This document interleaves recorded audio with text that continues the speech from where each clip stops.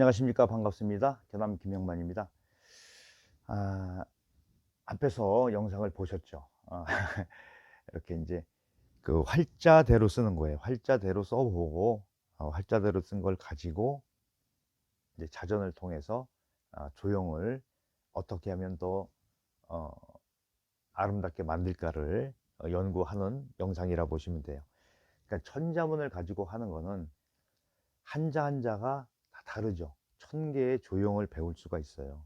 그래서 그 글씨를 좀 쉽게, 나중에 지금 말고 일정 시간이 지난 후에 좀 편안하게 쓸 수 있으려면은 이 조형에 대한 자형의 결구에 대한 거를 좀 머릿속에 많이 좀 넣고 있는 게 훨씬 유리하겠죠.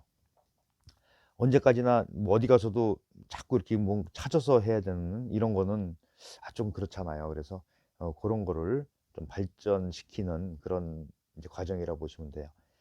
자, 넉사자 이렇게 평범하게 썼어요. 이렇게 보시면 이제 그 이 책에 있는 활자체대로. 그런데 방정은 해요. 그렇죠? 우리가 이제 눈으로 보기에 깔끔하긴 한데 이런 글씨를 가지고 예술성이 있다라고는 평가를 잘 안 하죠. 그리고 이제 이렇게 말씀드리면 또 오해를 사실 수는 있겠지만은 초급 단계에서는 반듯하고 깔끔하게 쓴 게 잘 썼다라고 인식을 할 수는 있어요. 근데 이 기준이라는 게 있잖아요. 평가 기준이라는 거에 보면은 반드시 그런 건 아니다. 어떤 거는 좀 이상하게 못 쓴 것 같은데 사람들이 잘 썼다고 극찬을 한단 말이에요. 그거는 내가 조금 더 공부를 하다 보면은 이해하실 수 있는 그런 경지까지 갈 수 있으니까 일단 그냥 차분하게 해보시기 바랍니다. 자, 역시 마찬가지로 이제 찾아서 한번 해볼게요. 넉사자 같은 경우 뭐 여기 나오는 자들은 뭐 그렇게 그다지 그렇게 뭐 그 조형성에 있어서 특별하게 그런 부분은 없을 거라고 생각하겠지만은 오히려 이런 자들이 그 문장에 섞여 있을 때 획이 많은 글자와 조화를 어떻게 이루느냐에 따라서 느낌이 많이 달라질 수가 있어요. 보통 그렇죠. 여기 이제 그 앱에서 보시는 바와 같이 그렇게 저 같은 경우는 이런 스타일로 썼어요. 여기 쓸 때. 그리고 물론 그 활자체에는 이렇게 해서 갈고리를 다른 부분이 있지만은 이제 서예에서는 그렇게는 안 하죠. 보통 이제 자형을 봤을 때 이 정도 자형이 그래도 가장 무난한 것 같아요. 자형 자체로 봤을 때는. 자, 요걸 가지고 한번 해보겠습니다. 자, 넉사자는 조형에 대해서 오늘은 좀 얘기를 할게요. 이렇게 획이 간단한 걸 가지고. 항상 이렇게 대칭이 나올 때, 자, 이쪽 부분에서 나오는 획과, 자, 그리고 세로획보다도 가로획이 좀 더 가늘어요. 이렇게. 약간 가늘죠? 더 가늘게 해도 되고요. 그리고 보통 왼쪽보다 오른쪽을 더 굵게 하는데, 여기서 이제 포인트는 대칭이 되게 내려오게 하는 게 중요해요. 이 각과 이 각이 같이 맞는 게. 그리고 이렇게 하고, 자, 이렇게 해서 좀 그럼 꽉 찬 느낌이 나죠? 그래서 이제 가운데를 이렇게 딱 막으시면 돼요. 그러면 일단 중요한 거는 어떻게 쓰든지 간에 왼쪽, 오른쪽에 이 각은 맞춰주는 게 포인트다. 자, 이제 큰 대자 해보겠습니다.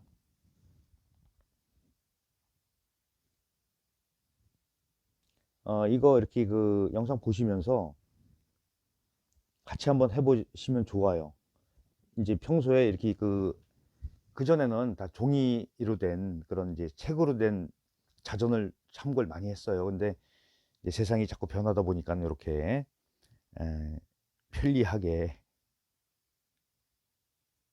이렇게 그 핸드폰을 가지고서도 조형을 찾아낼 수가 있어요. 간단하지만은 굉장히 다양한 형태를 보이고 있죠. 자, 한번 보실까요? 많이 좀, 응? 이 비율 이런 걸 가만히 잘 보면 이제 답이 나오기 시작해요. 자, 이게 좋다, 이게 좋다라는 건 아니죠. 그죠? 음. 자, 그리고 파임을 밑으로 훨씬 더 뺄 수도 있고요. 자, 굉장히 좀 이렇게 굉장히 멋을 많이 부렸죠. 자, 그러면 공통점이 눈에 들어오시나요? 쭉 보셨을 때? 공통점이 들어오시나요? 자, 이런 건 좀 독특한 부분이죠. 안진경.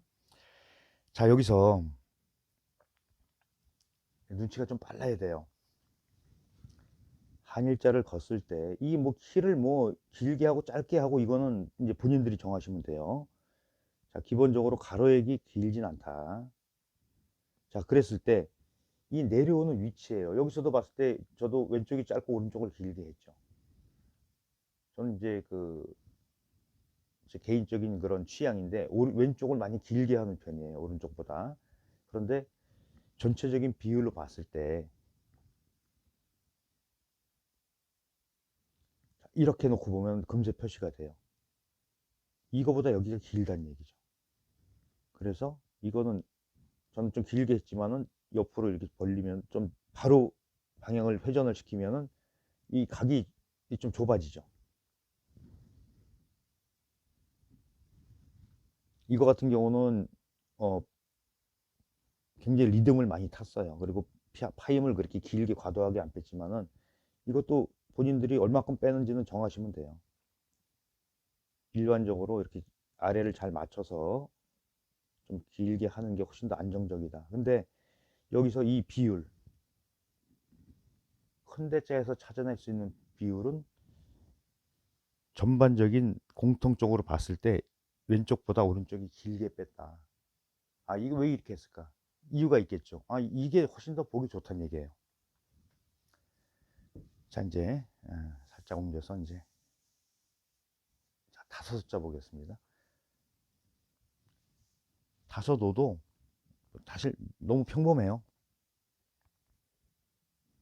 자, 오자 치고 그 다음에 한자 변환시키면 다섯 숫자 나오죠.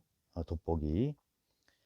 자, 일반적으로 이런 형태가 가장 안정적이긴 하죠. 그렇죠. 근데 이거는 중심만 찾아내시면 돼요. 이것도 길이에 따라서 왼쪽 오른쪽을 어떻게 길게 하느냐에 따라서 느낌이 상당히 많이 달라져요. 그렇죠. 굉장히 많이 뺐죠. 네.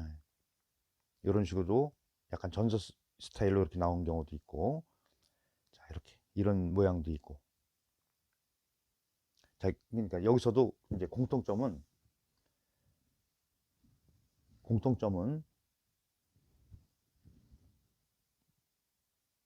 가로액을 하고 나서 이 세로액이 수직이 아니라 사선이란 얘기예요. 살짝 사선. 그랬을 때 이거 중간쯤을 통과하면 되겠죠. 보통 이거보다 가늘게 하는 게 훨씬 좋습니다. 저 같은 경우는 이렇게 세우는 걸 좋아해요. 그리고 아, 오른쪽을 길게 빼는 경우도 있고 저 같은 경우는 왼쪽을 더 길게 빼는 걸 좋아하니까 이렇게 해서 맞추셔도 돼요. 네, 이것도 꼭 여기를 나란히 맞출 필요는 없어요. 여러 이렇게 딱 걷을 때 이게 좀 들어왔죠. 다각도로 이렇게 길고 짧게 자꾸 연구를 해보세요. 그러면 훨씬 더 어, 나는 내 스타일이 나오기 시작하죠. 음, 또 이제 마지막으로 상자 보겠습니다. 약간 따라하세요, 따라하세요, 같이 하세요. 이렇게 해서 앱을 켜놓고 작은 걸로 상 치고 그 다음에 바로 나오면 좋은데 안 나올 수도 있어요. 이렇게 이제 상자 누르고 그 다음에 돋보기 터치하면은 글자 나오죠. 자, 이것도 왼쪽 오른쪽 비율이에요. 정 가운데로 딱 쓰는 경우도 있지만은 이런 거 같은 경우는 많이 재밌잖아요, 그렇죠? 첫 가로획을 이렇게 사선으로 비스듬히 해놨어요. 그 느낌의 차이가 굉장히 그 시각적으로 주는 그리고 이렇게 나오게도 쓰고요. 다양하죠. 음, 그리고 이건 또 오른쪽을 뚝 떨어뜨리게 썼고요. 그러니까 묘지명에서는 이런 게 굉장히 많이 나오죠. 예. 자, 이런 다양한 형태를 보입니다. 이 중에서 그래도 가장 내가 좀 마음에 드는 글자를 선택을 해서 써보시면 좋을 것 같아요. 자, 이거는 왼쪽보다 오른쪽이 많이 길어요. 이거를 놓고 꼭 이걸 똑같이 쓰는 건 아닙니다. 일반적으로 이런 형태가 가장 안정적이긴 하죠. 그랬을 때 비율 같은 거 잘 보시면 돼요.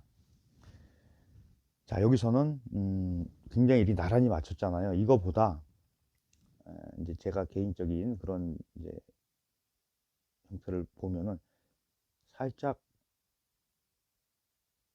좀 이렇게 나오게 쓰는 게 훨씬 더 좋지 않을까 생각해요. 그리고 전체적으로 봤을 때 왼쪽 오른쪽 비율을 똑같이 맞췄죠. 근데 꼭 그렇게 할 필요도 없죠. 자, 이건 제 스타일이지만은, 자, 이렇게 봤을 때 이 중심을 지난 것보다 조금 더 짧게 왼쪽으로 더 치우치게 해서 나중에 이제 무게로 이렇게 잡으시면 돼요. 중심이 이렇게 나오면은, 자, 입구를 납작하게 이렇게 쓰고, 그렇죠? 그리고 또 모양을 이렇게 해서 만들 수도 있어요. 그래서 가운데서 이렇게 쓰면은 또 새로운 형태의, 아, 좀 느낌이 많이 다르죠. 가로액을 좀 가늘게 함으로써 비율을. 근데 보통 이렇게 중심을 가운데다 탁 맞춰야 된다고 생각하지만은 실질적으로 그 이거 좀 고급 기술이지만은 한쪽이 길 때 임기응변을 할 수 있어야 돼요. 어느 쪽으로 한쪽으로도 무게 중심을 두느냐, 이런 거에 대한 연구도 반드시 필요합니다. 그래서 이제 오늘도 4대 호상 4자를 가지고 알아봤습니다. 어,